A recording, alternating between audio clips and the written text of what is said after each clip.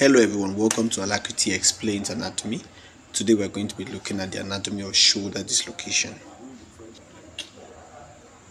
So before that, let's look at the basis for dislocation. The shoulder joint, also called the glenohumeral joint, is formed by the glenoid cavity and the head of the humerus. The head of the humerus occupies just 1/3 of the glenoid cavity. If you look at this image, you see the head of the humerus as well as the glenoid cavity. You see the difference in the sizes. So the joint relies on soft tissues like the rotator cuff, glenoid labrum, and ligaments for its stability. The shallow glenoid fossa gives mobility over stability. It's a very mobile joint. The inferior capsule of this joint is the weakest area, and the rotator cuff muscles, they protect the inferior aspect poorly. It does not give a strong protection inferiorly.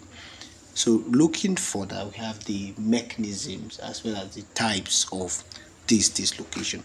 We have anterior dislocation, have a posterior dislocation, as well as an inferior dislocation. The anterior dislocation is the most common of these three types of dislocation, which is due to a forced abduction as well as external rotation of the limbs, while the posterior dislocation is a forced adduction and internal rotation of the limbs. That's the mechanism behind it. Occurs in seizures, electrocution, and trauma. We have the inferior dislocation, which is rare and occurs due to hyperabduction injuries of the joint. So now let's take a more closer look at the anterior dislocation itself. You see that the head of the humerus is displaced anterior inferiorly. What does that mean? It means the head of the humerus goes inferiorly and anteriorly, often below the coracoid process. Now if you look at this is a normal anatomy of the shoulder joint. This is an anterior dislocation. If you take this as your margin for level, you see that this has gone inferiorly and has moved anteriorly. So the head of the humerus displaces anterior inferiorly below the coracoid process. There is tear of the inferior glenohumeral ligament as well as the anterior inferior labrum of the joint. The arm is slightly adducted and laterally rotated. There's loss of the round deltoid contour. You know, the contour of the shoulder is formed by the deltoid muscle, which is supplied by the axillary nerve. So whenever this deltoid muscle that is supplied by the axillary nerve is paralyzed due to injury to the axillary nerve, the deltoid contour is lost.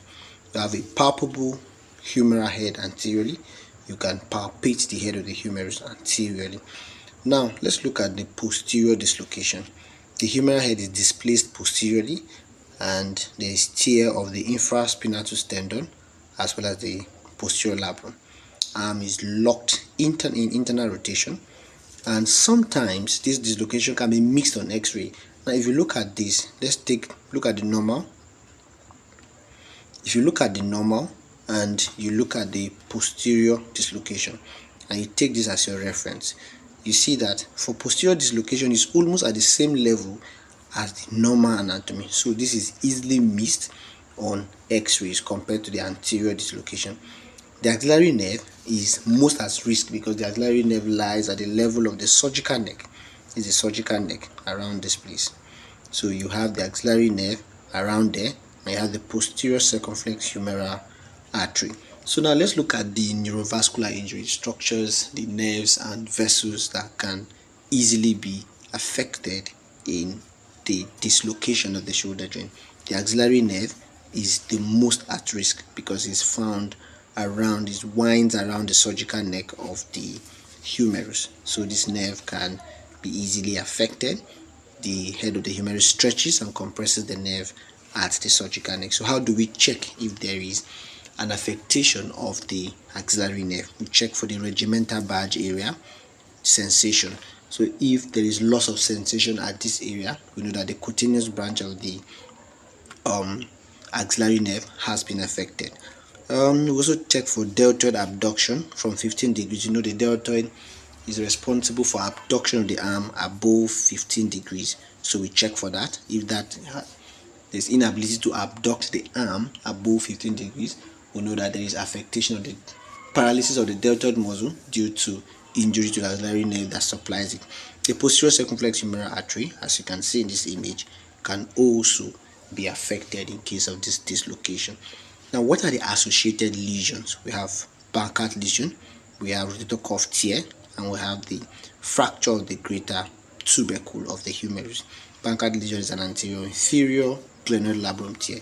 There will be tear of the glenoid labrum anterior inferiorly, because as you see from the anterior dislocation, we know that the head of the humerus moves and dislocate anterior inferiorly.